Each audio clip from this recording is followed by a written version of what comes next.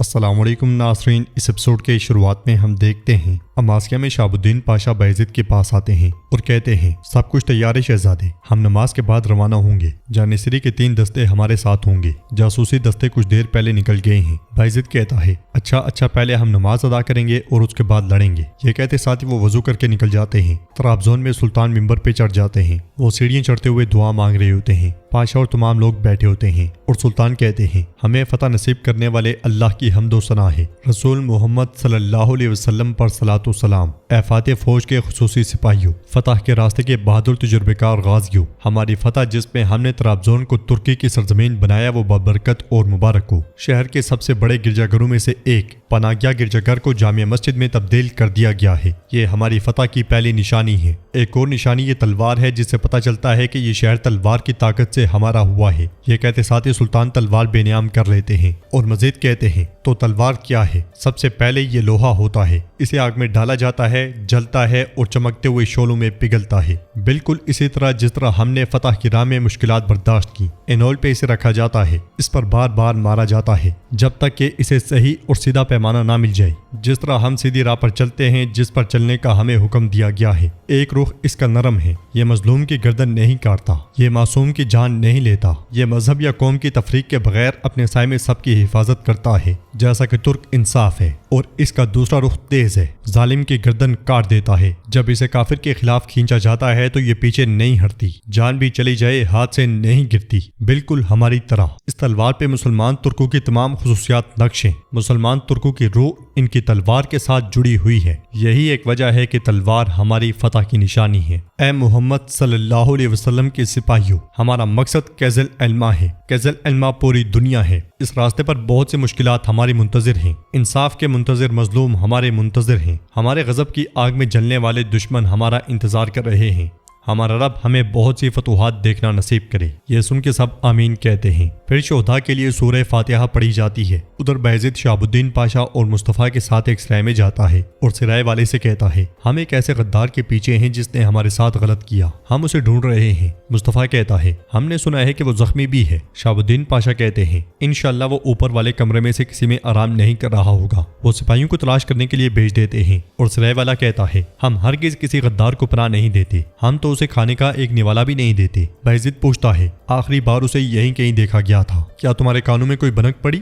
سرائے والا کہتا ہے اگر وہ غدار نہ ہوتا تو جیسا آپ نے فرمایا وہ کارواں سرائے میں آتا اور ہمارے طبیب سے شفا پاتا، لیکن ہماری ریاست سے غداری کرنے والا یہاں کبھی داخل نہیں ہو سکتا۔ بایزید پوچھتا ہے تو پھر وہ کہاں جائے گا؟ سرائے والا کہتا ہے سامنے والے پہاڑوں پر، وہاں ایک بوڑھا رومی طبیب ہے، وہ چند سکوں کے عوض علاج کر دیتا ہے۔ یہ سنتے ساتھ ہی بایزید پلٹ جاتا ہے اور شہاب الدین پاشا سرائے والے کو سونے کی تھیلی دیتے ہوئے کہتے ہیں کھانے پینے والوں اور ٹھہرنے والوں سے کچھ مت لینا، یہ ہمارے شہزادے کا لطف و کرم ہے۔ پھر بایزید کے پاس آ کر کہتے ہیں تقریباً 100 سپاہی یہاں پہرا دے رہے ہیں، میں 300 کے قریب سپاہی اپنے ساتھ لے کر سامنے والی بستی کی طرف جاؤں گا، میں انشاءاللہ اس غدار کو ڈھونڈ کے آپ کے قدموں میں پیش کروں گا۔ بایزید کہتا ہے میں بھی ساتھ چلوں گا لالا، مگر شہاب الدین پاشا کہتے ہیں معاف کیجیے گا شہزادے، لیکن یہ نہیں ہو سکتا، آپ اماسکیا لوٹ جائیں گے، میں اپنے بہادروں کے ساتھ اس غدار کو زندہ یا مردہ ڈھونڈ کر آپ کے حضور آپ کے سامنے لے آؤں گا۔ مصطفیٰ پوچھتا ہے آپ ہمیں آنے سے کیوں روک رہے ہیں شہاب الدین پاشا؟ تو شہاب الدین پاشا کہتے ہیں ماضی میں شہزادے کے اور لالا اسحاق پاشا کے ساتھ جو ہوا اس کی وجہ سے۔ بایزید کہتا ہے جیسا آپ نے کہا ویسا ہی ہوگا لالا، لیکن اس غدار کو میرے سامنے زندہ لانا شہاب الدین پاشا۔ یہ کہتے ساتھ ہی بایزید آگے بڑھ جاتا ہے۔ ادھر سلطان کے پاس موجود لطفی کتاب پڑھ رہا ہوتا ہے۔ دیار روم میں سیزر نام کا ایک بادشاہ تھا جس کی عقل اور تدبیر بہت زیادہ تھی، اور اس دور میں پومپئی بھی ایک بہت بڑا امیر تھا۔ ایک وقت میں دونوں ساتھی بنے اور ایک ہی نیت کے ساتھ چلے، لیکن پھر وہ دن آیا کہ ان کے درمیان اقتدار کا جھگڑا آ گیا۔ سیزر نے روبیکون نامی دریا پار کیا اور کہا کہ اب واپسی کا کوئی راستہ نہیں۔ اس وقت دونوں طرف سے لشکر تیار ہوئے، ایک دوسرے کے آمنے سامنے آگے۔ فتح اللہ کی طرف سے تھی اور سیزر غالب آیا۔ پومپئی بھاگ کر جب مصر پہنچا تو وہاں قتل کر دیا گیا، یہاں تک کہ سیزر اس کا سر دیکھ کر رو پڑا کہ میں تمہارا ایسا انجام نہیں چاہتا تھا، اور یہ کہہ کر فریاد کرنے لگا۔ اس طرح روم کے 2 بہادر بادشاہ ریاست کے راہ میں ایک دوسرے کے دشمن بن گئے۔ سلطان اسے خاموش کرواتے ہوئے بہادر پاشا سے کہتے ہیں تاریخ اسی کو کہتے ہیں بہادر پاشا، ایک ہی دسترخوان پر بیٹھنے والے ایک دن میدان جنگ میں آمنے سامنے آ سکتے ہیں، یہ یاد دلانے والی ایک عظیم داستان ہے۔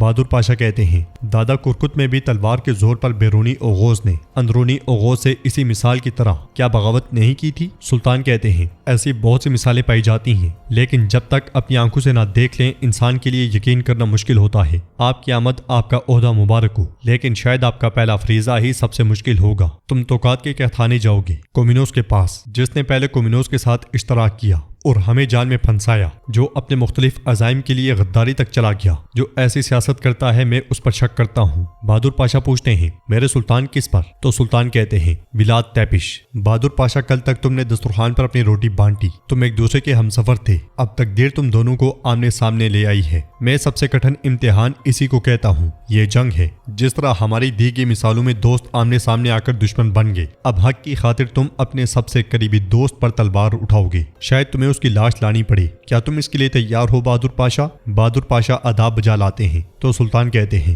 تم جا سکتے ہو۔ جنگل سے بایزید مصطفیٰ اور سپاہیوں کے ساتھ آگے بڑھ رہا ہوتا ہے۔ مصطفیٰ کہتا ہے شہاب الدین پاشا برسوں پرانا بھیڑیا ہے بھائی، وہ سلیمان کو تیتر کی طرح ڈھونڈ نکالے گا، آپ پرسکون رہیں۔ بایزید کہتا ہے شہاب الدین پاشا کی طرف سے مجھے کوئی فکر نہیں ہے میرے بھائی، لیکن وہ سلیمان نامی شیطان کے کھیل ختم نہیں ہوتے۔ اگلے ہی لمحے سرائے والا ان کے سامنے آتا ہے۔ بایزید پوچھتا ہے تم یہاں کیا کر رہے ہو؟ تو سرائے والا کہتا ہے میں آپ کو ڈھونڈ رہا ہوں شہزادے، میں نے آپ کو دی گئی معلومات کی تصدیق کروائی ہے۔ جب سے میں نے سلیمان کے سر پہ انعام رکھا ہے ہر کوئی معلومات لا رہا ہے، سبھی دو جگہوں کی طرف اشارہ کر رہے ہیں۔ بایزید پوچھتا ہے کون سی جگہ؟ تو سرائے والا کہتا ہے ایک پہاڑی گاؤں اور دوسری شمال میں ایک رومی گاؤں ہے، وہاں انہیں ایک بوڑھے طبیب کے باغ میں دیکھا گیا ہے۔ بایزید پوچھتا ہے کیا سلیمان کے ساتھ کوئی اور بھی ہے؟ تو سرائے والا کہتا ہے ایک وہ خود ہے اور ایک اس کا مددگار۔ بایزید کہتا ہے تو پھر چلو ہمارے آگے چلو اور راستہ دکھاؤ۔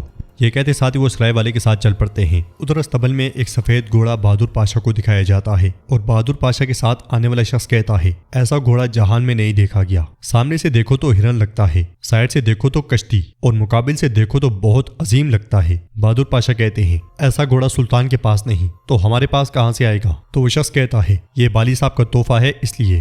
اگلے لمحے بالی بے وہاں داخل ہوتے ہیں اور کہتے ہیں آپ کی شان کے لائق گھوڑا ڈھونڈنے میں کافی وقت لگا ہے پاشا، لیکن محنت وصول ہو گئی۔ بہادر پاشا کہتے ہیں ہم نے عظیم بالی صاحب کو اپنی سواری کی فکر میں ڈال دیا، افسوس ہے ہم پہ۔ تو بالی بے کہتے ہیں آپ ہمارے سردار اعلیٰ ہیں، آپ کا درد بھی اور آپ کا قانون بھی ہمارے سر آنکھوں پر ہے، حکم آپ کا اور کوشش ہماری، گھوڑے پر سوار ہو کر سر پر دوڑیں۔ کافی وقت بیت گیا ہے بہادر پاشا۔ تو بہادر پاشا کہتے ہیں اگر ہم 1000 سال بعد بھی گھوڑے پر بیٹھیں تو کس سمت میں جانا ہے یہ جاننے والے کیا ہم نہیں ہیں بالی صاحب؟ تو بالی بے کہتے ہیں بے شک ہم ہی ہیں۔ وہ دونوں پرجوش انداز میں ہاتھ ملاتے ہیں اور گلے لگ جاتے ہیں۔ ناظرین اس کے بعد ہم توقات کا قلعہ دیکھتے ہیں، ہر طرف سپاہی تعینات ہوتے ہیں۔ بہادر پاشا بھی سپاہیوں کے ساتھ آگے بڑھ رہے ہوتے ہیں اور کمانڈروں کو مزید حفاظت کی تلقین کرتے ہیں۔ شامل آگے بڑھتا ہے اور بہادر پاشا سے کہتا ہے آپ کو رومیلیا کے سردار اعلیٰ کا عہدہ مبارک ہو۔ دوسری طرف ولاد ایک سپاہی کو تیار کرتے ہوئے کہتا ہے بہت خوب، تم حقیقی آگ کو یوں لو سپاہی بن گئے ہو۔ تو وہاں والا پیدری کہتا ہے مجھے جو سمجھ نہیں آ رہا یہ بہادر پاشا عثمانیوں کے سمندر کے کپتان نہیں ہیں؟ توقات کے قید خانے میں ان کا کیا کام ہے؟